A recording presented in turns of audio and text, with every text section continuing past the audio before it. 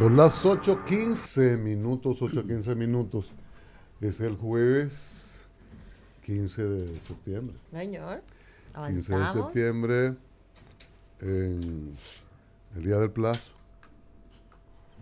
Más adelante hablaremos de Masalles, del obispo Masalles renunciante. El renunciante de obispo se fue a colaborar con el arzobispado de Barcelona, pero desde allí dicen que no saben de eso. ¿Cómo? No, pues, no sabemos. ¿Qué lo llamamos? No sabemos eso. Pero hay los líos de la iglesia de Julián, caramba.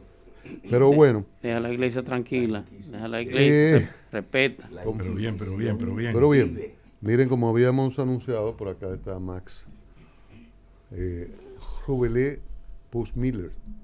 Max Puig, dirigente político, amigo de muchos años, un hombre que ha estado en diferentes posiciones en el Estado. Fue ministro de Ambiente, de un órgano que tiene que ver con los fondos europeos, en varias posiciones.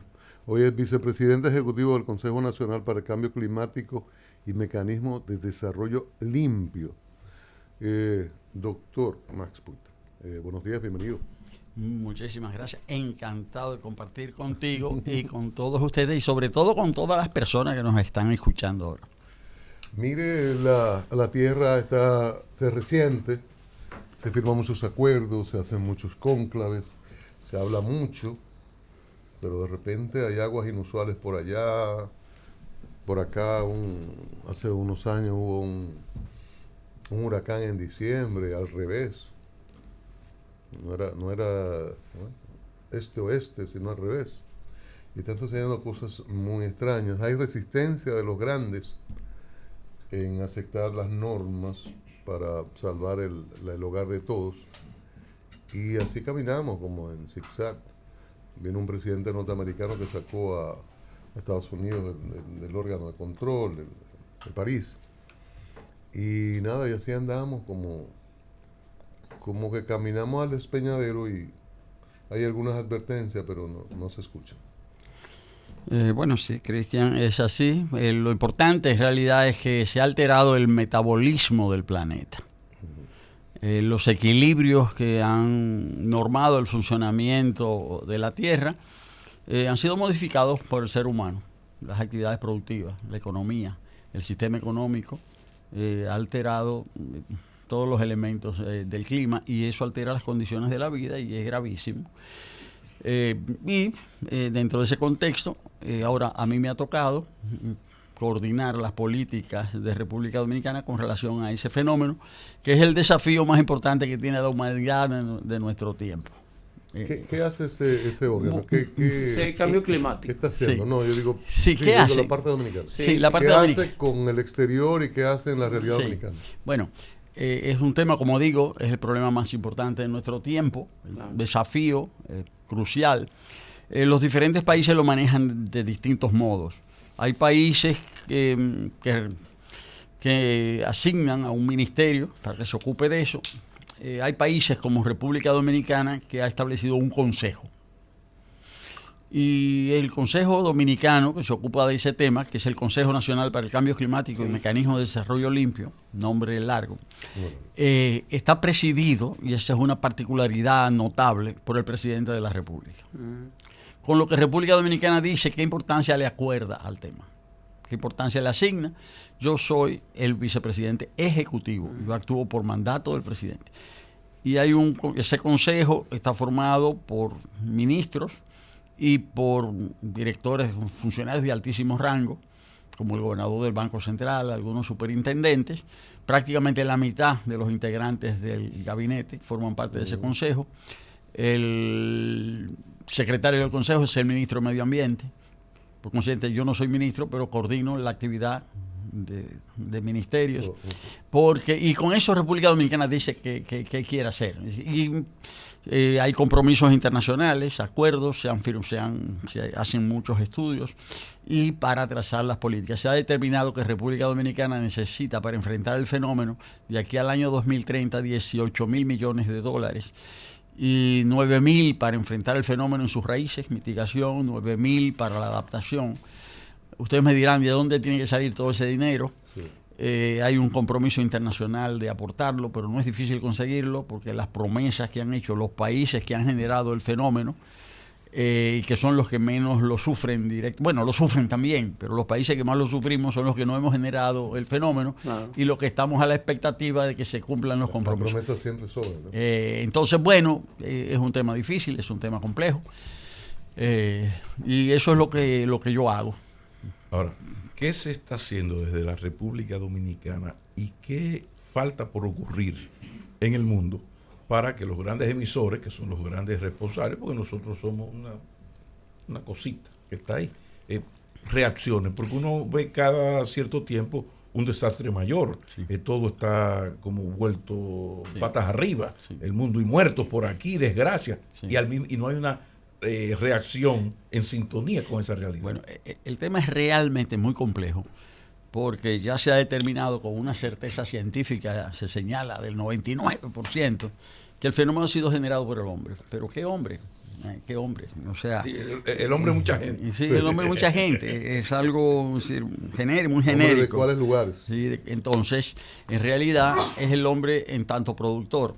Entonces, el hombre como productor está organizado en sistemas productivos. Es con el desarrollo del sistema industrial capitalista que se ha producido ese fenómeno. Entonces, que se ha transformado la naturaleza, y no necesariamente se ha transformado la naturaleza para aprovecharla con muchos beneficios para la humanidad, pero también poniendo en riesgo, claro, las propias condiciones de existencia. Entonces, ahí el problema es un tema de correlación de fuerzas.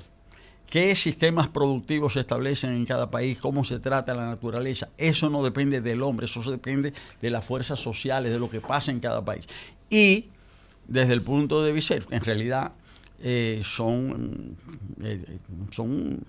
las grandes empresas, los grandes mecanismos de poder mundiales, es decir, los que determinan. Pero yo insisto, porque hay una cosa que llama la obsolescencia programada, creo, que es una gran expresión del gran desarrollo del capitalismo, donde ya la mejor expresión, que lo vimos todos los días con los iPhones, ya resulta que compraste el 14 hace 6 meses, ya en 3 semanas viene el 15. La computadora se queda obsoleta. La nevera de nuestra casa no es la nevera de mi familia, que era la de mi abuela, que duró 70 años y funciona. Entonces, de repente, pero el capitalismo necesita, claro, de ese consumo para seguir creciendo. ¿Dónde está la solución? ¿Por dónde van las discusiones internacionales? Bueno, me voy a remontar a una cosa que parece filosófica, pero muy concreta. Por favor. Es decir, el ser humano produce para satisfacer sus necesidades, pero al realizar esa producción también produce nuevas necesidades.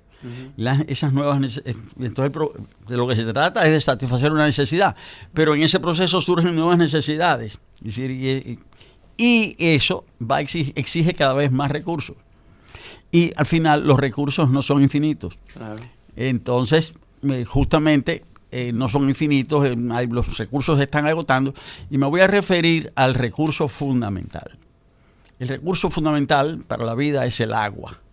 Y se ha transformado el ciclo del agua. Y hay muchos conflictos por el agua. Hoy en la República Dominicana hay un conflicto con nuestro vecino país por el agua. Pero no es un fenómeno de la República Dominicana. Es que el agua, es decir, justamente ahí está el cambio climático.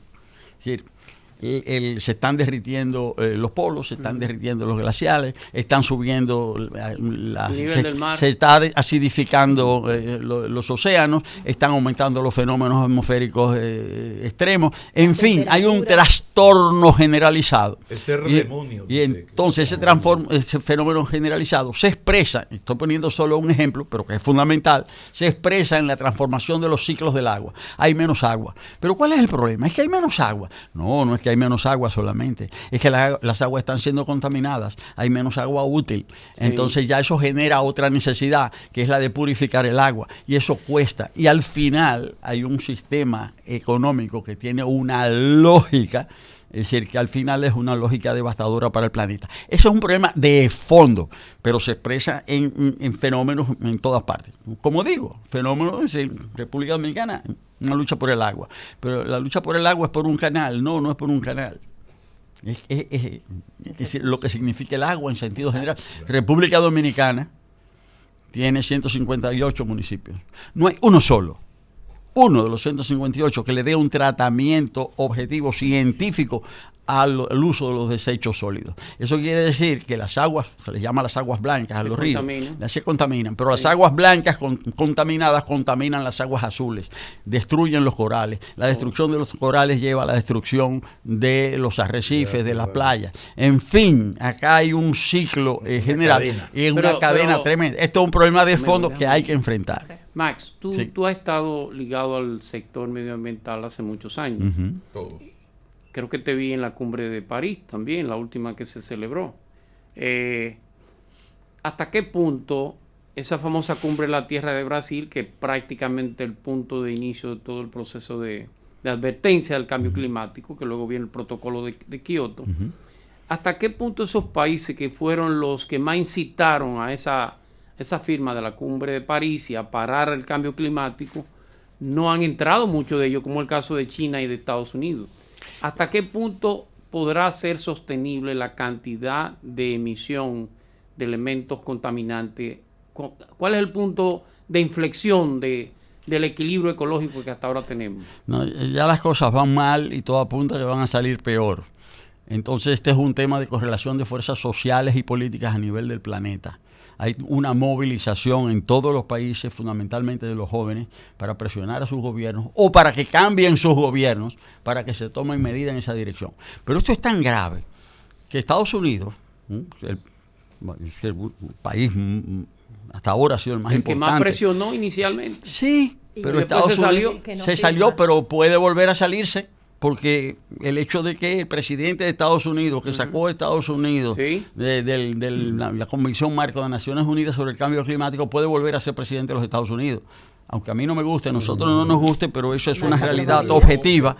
Y entonces eso quiere decir que en el mundo hay fuerzas sociales, hay fuerzas políticas que trabajan, aunque no lo deseen, trabajan a favor de que el planeta se siga desarreglando. Entonces, las fuerzas sociales y políticas que en el planeta, que en cada país no quieren eso, tienen que entenderlo, organizarse, movilizarse y actuar. Este es un tema del cambio climático, es un tema político, un tema social, un tema de correlación de fuerzas.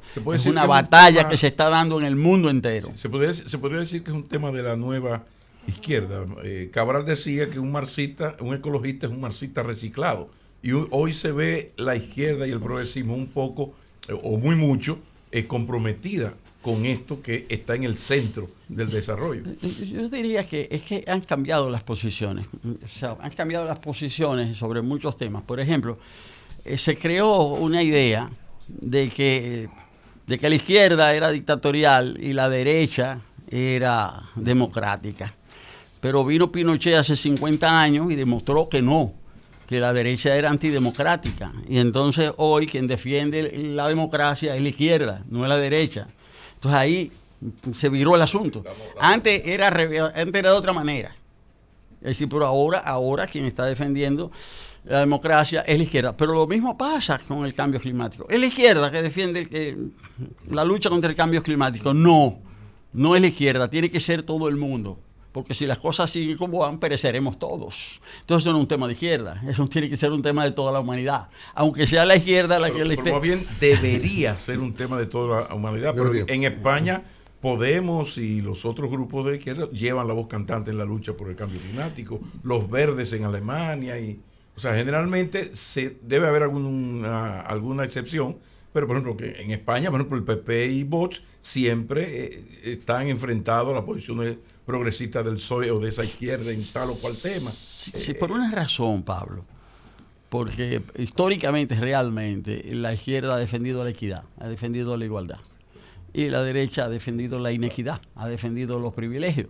Estamos de Entonces, acuerdo en que debemos ser todos los sectores, estamos de acuerdo. entonces eso es toda la sociedad. O sea, aunque sea la izquierda que esté levantando la bandera, eso no es un tema de la izquierda, tiene que ser un tema de toda la humanidad. Total. Max Puy, Sí. vicepresidente ejecutivo del Consejo Nacional para el Cambio Climático y Mecanismo de Desarrollo Limpio. La conversación es en este momento con él. ¿Qué qué debemos hacer nosotros como compromiso país, además de esa cuota económica que hay que dar de cada nación, para poder impulsar las medidas positivas para el cambio climático? Me explico.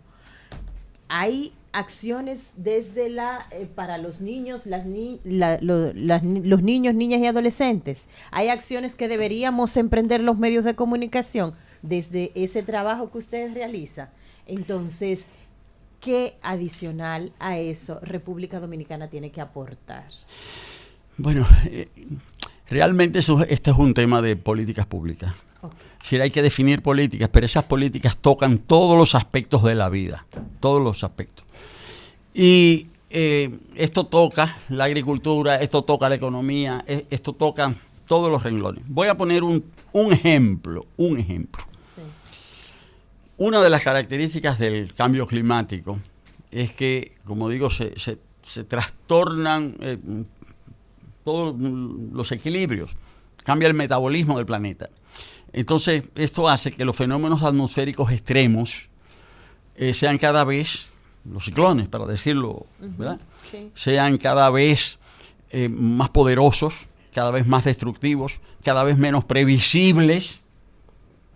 Y por eso hace 15 años había un promedio de 7 ciclones por año, por temporada. Ahora hay un promedio de 14, el doble. Ahora hay el doble de ciclones, son más destructivos. Ahora, ¿qué pasa?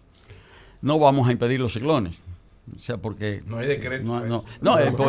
Pedro Mir, No hay un muro ni se cierra la frontera. Mir, nuestro poeta nacional, decía que había un país en el mundo colocado en el mismo trayecto del Sol. Ese mismo. Sí, esa parte es muy poético. Lo que no dijo que también está colocado en el mismo trayecto de los huracanes tropicales. Señor. Le faltó ese verso. Entonces, Sí. pero ahora, eso no lo vamos a cambiar. Ahora, sí hay que enfrentar eso, hay que hacer previsiones.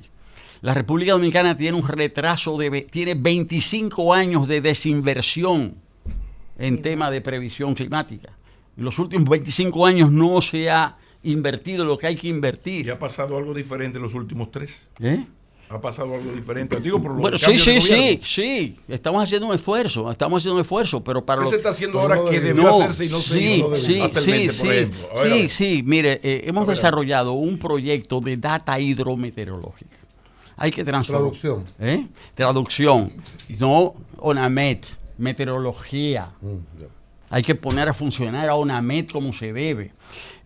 ONAMET, ahora mismo hay un proyecto de ley. El proyecto ya fue aprobado en la Cámara porque hay que transformar ONAMET por completo. Pero no basta con una ley. Hay que transformar las condiciones en que opera ONAMET. ¿Y los chelitos están para eso? Ahí Bueno, está, pues, justamente. Los chelitos, los binoplis. Esa es la pregunta y en eso es que estamos trabajando. Ahí es donde va la respuesta. Estamos trabajando. Ahora para el Hasta ahora, ONAMET ha estado trabajando con el apoyo valiosísimo de los Estados Unidos, de las grandes agencias de Estados Unidos. Entiéndase la Organización Oceánica de los Estados Unidos, la NASA, en fin, mucho apoyo. Pero esa red hay que extenderla. Entonces estamos ahora avanzando, acabamos de firmar acuerdos con la Unión Europea, Euroclima, el programa Copérnico, pero estamos extendiendo eso a otras instancias. Justamente estamos recibiendo apoyo de la India, ya hay muchos dominicanos que se han ido a formar al Instituto Aeroespacial de la India, o sea, para aprender. Es decir, ya hay un buen grupo que ha ido. ¿Y los chinos en el tema? ¿Y los chinos? No. Están muy retrasados. No, A los chinos no bueno. les gusta que le hablen de eso. No. Y de los derechos humanos. Esos son dos temas malditos. No, con relación a este tema, con relación a la pregunta, Oye. como digo, se está extendiendo el apoyo de Estados Unidos, Europa, en el caso específico de la India, que es muy valioso. Estados Unidos ya no lanza sus cohetes a la estratosfera, no. Es la India, ellos utilizan la India, porque tienen una tecnología a punto y les sale más barato. Los satélites norteamericanos ya no se lanzan desde Estados Unidos. Ahora, el futuro fue ayer, Entonces nosotros estamos recibiendo mucho apoyo. Se está modificando esa ley, pero sobre todo se ha hecho un proyecto desde la presidencia, el Ministerio de la Presidencia, con el Consejo de Cambio Climático, el Ministerio de Medio Ambiente, que es un proyecto, el INDRI, un proyecto de data hidrometeorológica, porque es que las estaciones de medición están mal. Aquí hay primero no están. Tecnológicamente estamos atrás. Estamos atrás. Y en eso, la pregunta justamente le estoy respondiendo diciendo que lo que estamos tratando es de cubrir, o sea, y para el próximo presupuesto ya está casi listo. ¿Hay algún cariño? Bueno, Minópolis? justamente. Ahora mismo se están, ahí influyen mucho los radares. Hay que instalar más radares. Se están consiguiendo los radares. Pero en el presupuesto lograste que haya alguna inversión. Sí, se está haciendo un esfuerzo. Para los Un radares. fideicomiso, vamos hablando de un fideicomiso, una vaina. Pablo, un Max, APP. quedan 16 días. Quedan Sí. 16 días Sí, para vamos, presentar el presupuesto. un fideicomiso.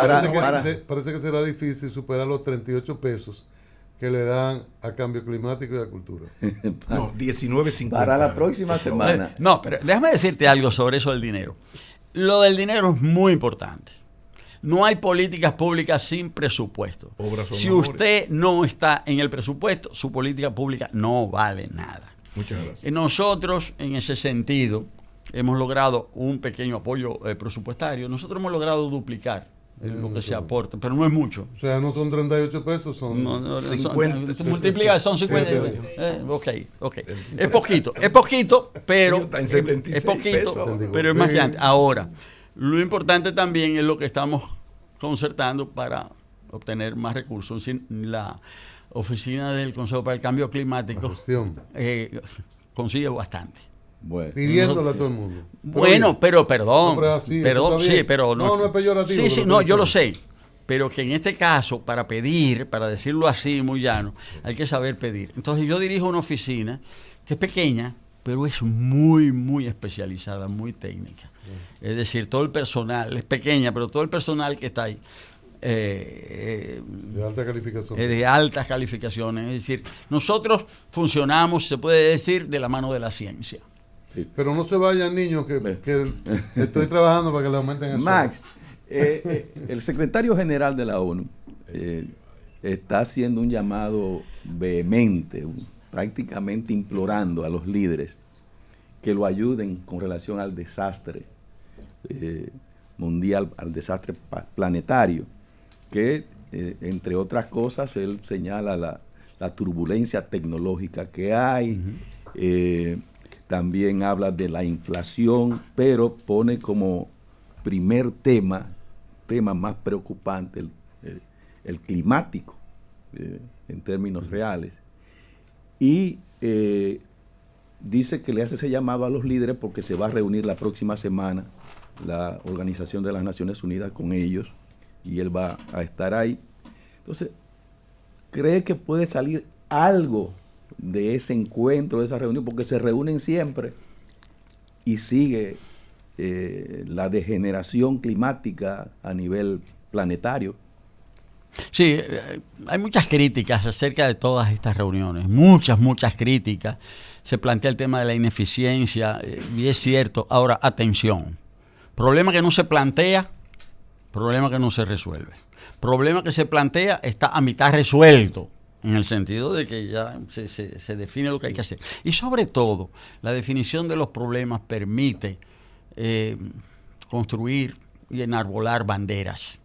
Es decir, en la medida en que el tema se plantea y se plantea, ¿verdad?, con propiedad, pues ya uno sabe hacia dónde tiene que avanzar, ya uno sabe cuál es el horizonte. Y podría poner el ejemplo, es decir, en el año de los recursos, en el año 2009, en la COP, en la Conferencia de las Partes del Acuerdo de Marco Climático, se realizó en Copenhague. En Copenhague, los países desarrollados, en definitiva, los grandes países industrializados son los generadores directos del fenómeno, se comprometieron a aportar a los países en desarrollo una suma equivalente a $100.000 millones cada año. Bueno, no han cumplido. No han cumplido. ¿Pero por cuánto pero van? no, ¿Superaron los 10.000? No. En algunos años ha llegado a 60.000, 70.000. No. Pero el hecho de que se fijara esa promesa es una exigencia. No, espérese. Lo prometido es deuda. Ya usted reconoció el problema. Ya usted dijo que iba a aportar. Ahora usted tiene que darnos lo que usted dijo. Entonces, desde ese punto de vista es que esos encuentros son importantes. Porque si no se hacen encuentros, ni siquiera hay el compromiso y ni siquiera se sabe qué camino tomar. Ahora, por eso digo, esta es una lucha político-social de escala planetaria. Max, en el caso particular de República Dominicana, suponiendo que nosotros se multiplique por 1.000 el presupuesto, sueño, una cosa maravillosa.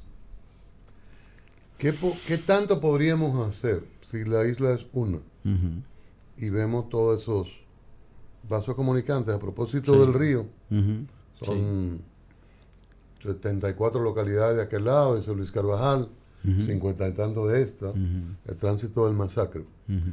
Pero es la isla, son fuentes de agua en la isla, para hablar solo del agua. Sí. Y cuando veíamos aquel documental de Al Gore, el ex vicepresidente norteamericano, nos asustábamos.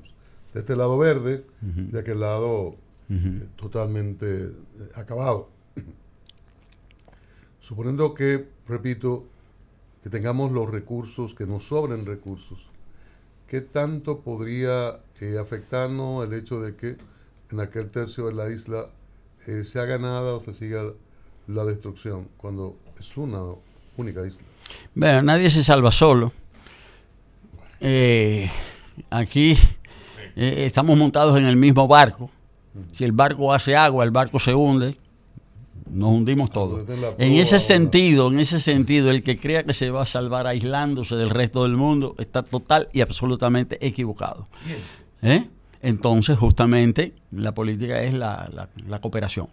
La política es la cooperación, pero vuelvo y digo, depende de las correlaciones de fuerza. Depende de cómo se establezca la dominación social y política. En todos los países hay un sistema de dominación de determinados grupos sobre otros. Entonces depende del sistema de dominación. En el caso de Haití y República Dominicana es un solo ecosistema.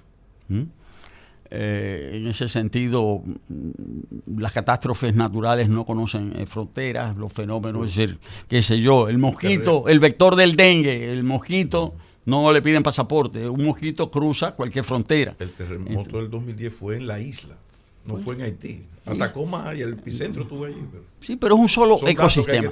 Entonces, hay que ver, las conexiones. Hoy se está manifestando, hay muchas dificultades. Hoy se manifiesta un problema a raíz de un caso específico. Ahora, ¿dónde hay que conectar eso? En primer lugar, ese y todos los problemas entre estados hay que resolverlos por la vía del derecho. Para eso existe el derecho internacional. No hay de otra.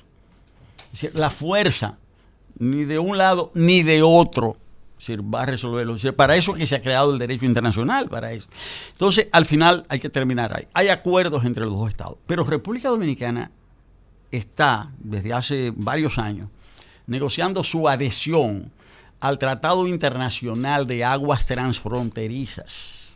Eso se ha estado discutiendo en Ginebra, eso lo maneja Cancillería naturalmente, se está discutiendo en Naciones Unidas, porque problemas como ese, que pasan muchísimos en el mundo, pues hay que resolverlos y hay un marco. Yo entiendo que es dentro de ese marco que hay que resolverlo. Claro, hoy, de manera particular, hay circunstancias específicas que tienen que ver con la situación política. En Haití hay un gobierno. Que funcione bien o mal, eso es otra cosa, pero hay un gobierno instalado hace 10 años. Porque aunque mataron al presidente, es el mismo partido que está en el poder en Haití desde el año 2011. El Partido de los Calvos se llama así, porque se llama Tête Calais en creol. Y eso, el Partido de los Calvos, que era Martelly. Ahora, Martelly tiene una significación muy importante desde el punto de vista de la política haitiana y desde el punto de vista de la política dominicana. Por lo siguiente, en Haití hubo una dictadura bestial, feroz, todo eso, que concluyó en el año 1986. Después hubo un periodo de mucha ebullición, del 86 al 91, y en el 91 emergió ya con fuerza un liderazgo popular encarnado en ese momento por San Bertrán Aristide. Independiente, ese movimiento se dividió, fue al poder, hubo muchas, pero ese movimiento, vamos a decir, popular, gobernó en Haití durante 20 años.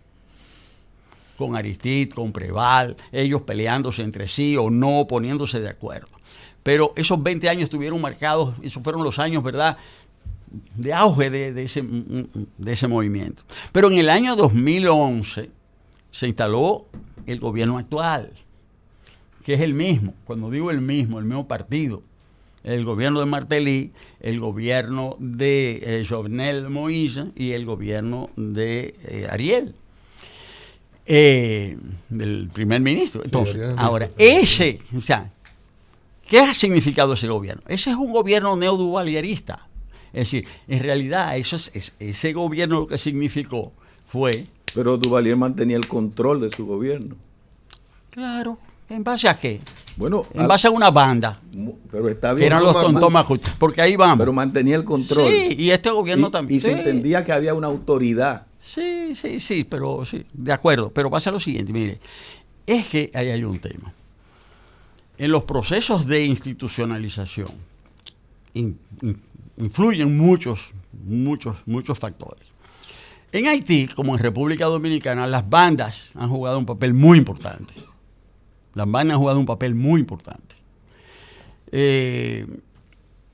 El régimen de Trujillo se estableció en base a una banda que se llamaba la 42, que fueron los primeros que empezaron a asesinar.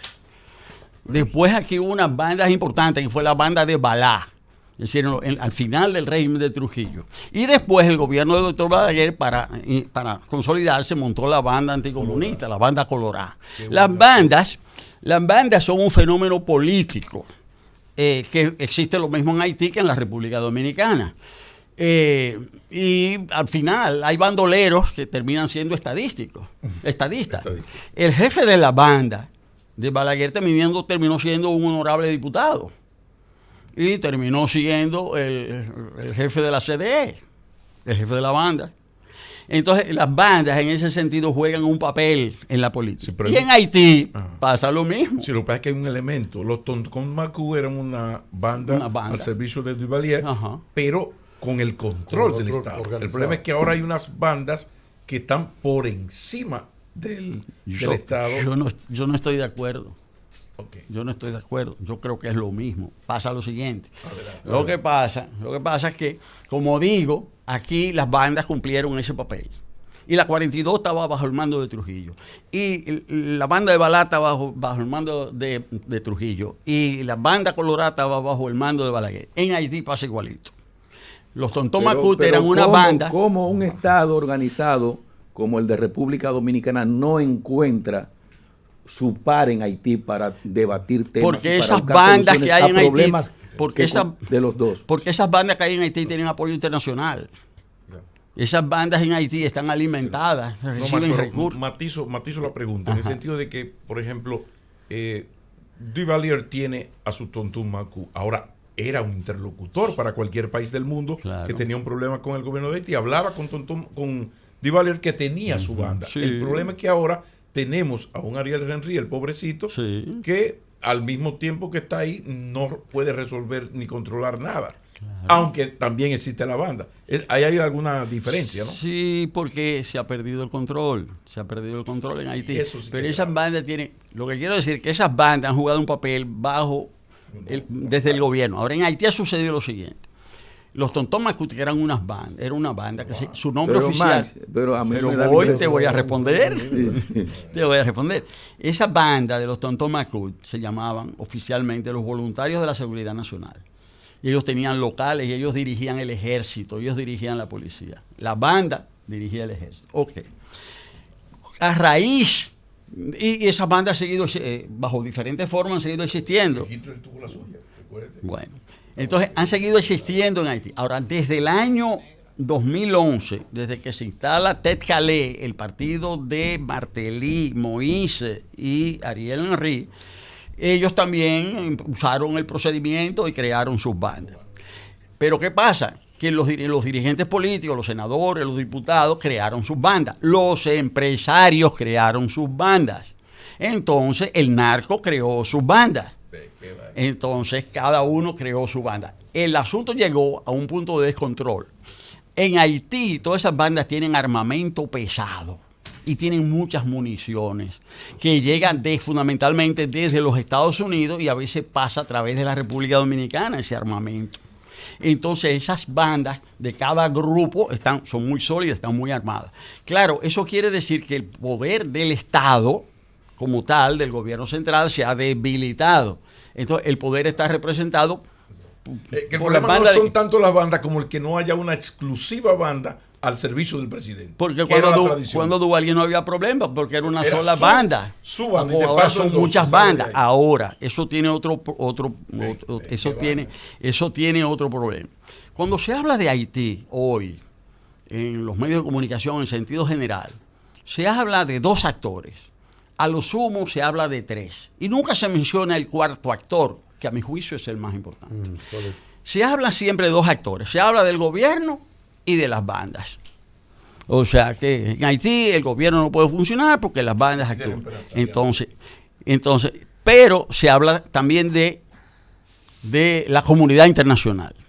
Pero no se habla del pueblo haitiano. Nunca nadie habla del pueblo haitiano. El pueblo haitiano existe y tiene... Pero está sometido a los designios de esas pero bandas. No se menciona. Incluso, ahora mismo en Naciones Unidas se está discutiendo el tema, propiciado por Estados Unidos, que es el que ha planteado eso, de que se restablezca el orden en Haití sobre la base de una misión internacional que no necesariamente ha de ser una misión de Naciones Unidas. Ellos lo que están pidiendo es que se autorice una misión. Ahora, ¿por qué no se llega a un acuerdo en el Consejo de Seguridad? Porque hay gente que está planteando que se atiendan los requerimientos de los partidos de la sociedad civil de Haití, de que antes de aprobar eso haya un acuerdo nacional en Haití para que la acción internacional no sea simplemente una acción de apuntalamiento, o sea, del gobierno, porque es un gobierno que se entiende no tiene legitimidad y que por consiguiente no hay por qué aprobar esa acción a favor de ese gobierno. Pero en realidad ahí lo que se está planteando es que se tenga en cuenta el pueblo de Haití, porque ese no está invitado en la fiesta. Una tarea muy difícil. Max, cambiando rápidamente ya en los minutos finales, políticamente, ¿en qué estás? Bueno, yo soy el presidente de la Alianza por la Democracia. Y la Alianza por la Democracia ha definido una línea política con relación al actual contexto.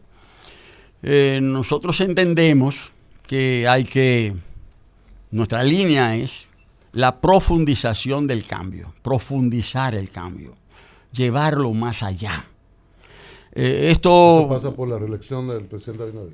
Eso se expresa hoy, ese es uno de sus elementos. ¿Por qué? Porque ¿cuáles son los 3 temas que se están planteando aquí a nivel electoral? Los tres temas que están saliendo. Los 3 temas. Bueno, aquí está saliendo el tema desde el gobierno, el tema de la capacidad, desde la oposición, el tema de la capacidad del gobierno. Ese es el tema de la oposición. El tema de las prestaciones, es decir, ¿qué recibe el pueblo? Entonces, eso se resume en que el gobierno actual no sabe gobernar. Y como es inepto, tiene que irse. Pues, en resumen, ese es el tema de la oposición. La oposición quiere que la discusión se centre ahí, capacidad e incapacidad. Nosotros sabíamos, ustedes no saben, por consiguiente que los que no saben se vayan y que los que sabemos volvamos. Ese es su tema, ese es el tema de la oposición. En síntesis, y que no se hable de otra cosa. Desde el gobierno, un momento, aquí hay un tema ético, el tema no es hacer. El tema es hacer limpio. Es decir, el país fue defalcado. El tema de la honestidad. El tema es oscuridad y transparencia. El tema no es simplemente de que yo sé, de que tú sabes, yo no sé. No. El tema es que tú puedes saber mucho, pero tú no puedes usar tu saber para defalcar el Estado. Ese es el tema del gobierno. Entonces, ahora está entrando otro tema. Y el tema que está entrando es para quién gobierna el gobierno. Y Por los popis, por los guau. exacto. Pero, sí, Pobres o ricos. pero ese es un tema muy importante. ¿Por qué? Porque eso lleva a la campaña a otro nivel. Al nivel de 1961. Al nivel de 1900. Sí, es el mismo tema, pero 60 años más tarde y en otro contexto. ¿Por qué? Porque es indiscutible que Juan Bosch, cuando planteó el tema de Tutumpotes e hijos de Machepa, lo hizo inspirado por una sensibilidad social a toda prueba, demostrada con creces después.